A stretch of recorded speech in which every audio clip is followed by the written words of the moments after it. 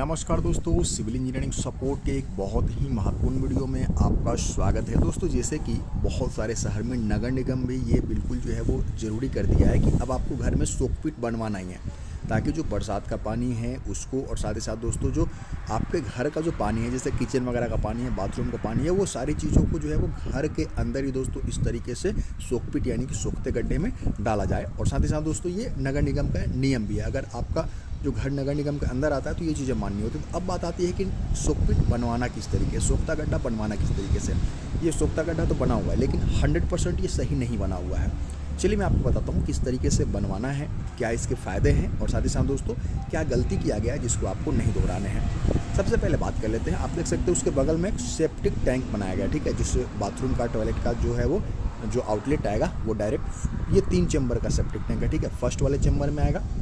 First और second chamber दोस्तों common रहते हैं। नीचे में अढ़ाई का जो है वो आप देखेंगे कि एक ओपनिंग रहता है। तो फर्स्ट और सेकंड चैम्बर में जो है वो सॉलिड वेस्ट, ठीक है, और पानी दोनों चीज़ आता है। और ये तीसरा वाला चैम्बर होता है दोस्तों, यहाँ पे टेपर वॉल होता है, ठीक है, 5 इंची का पार्टीशन देते हैं ना, तो ये दूसरा वाला पार्टीशन जो है वो टेपर वॉल होता है, जिसके जरिए सॉलिड वेस्ट उधर ही छन जाता है और सिर्फ पानी इसमें आता है दोस्तों। और अगेन इसका जो आउटलेट रहेगा दोस्तों वो सोकपिट में डाला जाएगा। अगर आपके घर के बाहर नाली वगैरह नहीं है तो फिर भी आप सोकपिट आराम से बनवा सकते हैं।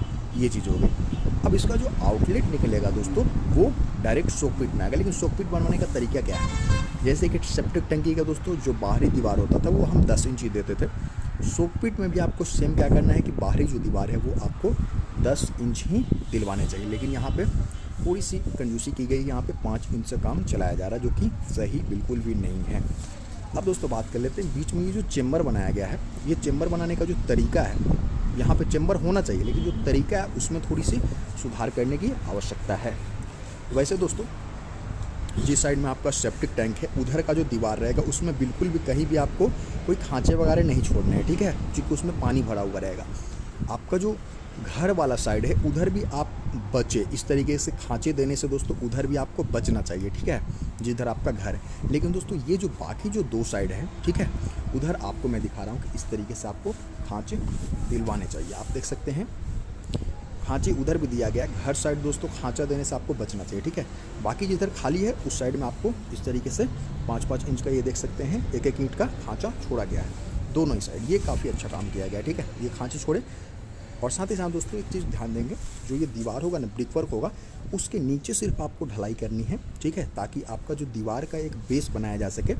बीच में आपको बिल्कुल भी ढलाई नहीं करनी है, बीच में आपको बस सोलिंग करना है, ठीक है। सिर्फ मिट्टी भी अगर छोड़ देंगे दोस्तों तो कुछ सालों के बाद, कुछ दिनों के बाद दोस्तों वो बिल्कुल कीचड़ में बन जाएगा और ये बिल्कुल जो है वो ब्लॉक हो जाएगा, काम करने बंद हो जाएगा। इसलिए सोलिंग करें। सोलिंग करने से क्या होगा, कीचड़ नहीं बनेगा और दोस्तों आपका सालों साल बिना किसी मेंटेनेंस के आपका सोकपिट चलता रहेगा।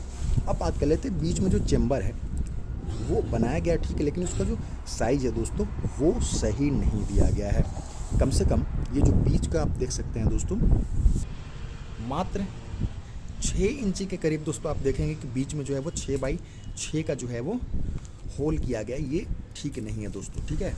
ये कम से कम मैं आपको बता दे रहा हूँ, जितना ये चेम्बर है ना, ये होल का साइज इतना बड़ा होना चाहिए और इसके बाहर में ब्रिकवर्क होना चाहिए। 1.5 फीट बाई 1.5 फीट का कम से कम ये चेम्बर होना चाहिए। क्यों होना चाहिए ये भी समझ लीजिए दोस्तों, चूँकि जो हमारा आउटलेट होता है, आउटलेट का जो पाइप है उसमें जाता है, ठीक है। और साथ ही साथ दोस्तों जो किचन वगैरह का पानी है, बाथरूम का पानी है, उस सब के साथ दोस्तों डायरेक्ट उसको सोकपिट में डाला जाता है, ठीक है। उसको बाथरूम में डालने की कोई आवश्यकता नहीं है। डायरेक्ट जो किचन का है या फिर दोस्तों बाथरूम का है, स्नान घर का है, उसको डायरेक्ट इसमें डाल सकते हैं, ठीक है। टॉयलेट बाथरूम का आप इसमें डाल सकते हैं, लेकिन स्नान घर, नहाने वाला जो भी पानी आएगा दोस्तों और साथ ही साथ जो किचन का पानी आएगा उसको डायरेक्ट सोकपिट में डालिए। तो उसके साथ क्या होता है दोस्तों कि बालू वगैरह का कुछ कण भी आता है, तो ये चेम्बर में धीरे धीरे करके भर जाता है, ठीक है। 1.5 बाई 1.5 का रहने से क्या होगा दोस्तों, उसका सफाई किया जा सकेगा आराम से। एक पाइप ऑलरेडी आपका आउटलेट का इसी में डाला जाता है, ठीक है, तो फिर सफाई करने की जगह नहीं बचेगी।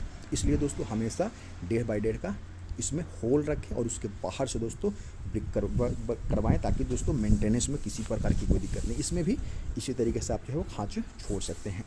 तो काम ठीक किया गया है, थोड़ा सा मॉडिफिकेशन आप अगर करवा लेंगे तो आपको पूरी ज़िंदगी दोस्तों परेशानी से बचे रहेंगे। और साथ ही साथ दोस्तों ये सोकपिट अपने घर में अवश्य बनवाएं, बहुत ज़रूरी है दोस्तों। और साथ ही साथ सरकार भी बहुत ज़्यादा मोटिवेट कर रहा है कि आप अपने घर में शोक पीट जरूर बनवाएं। फिर मिलता हूँ, नमस्कार।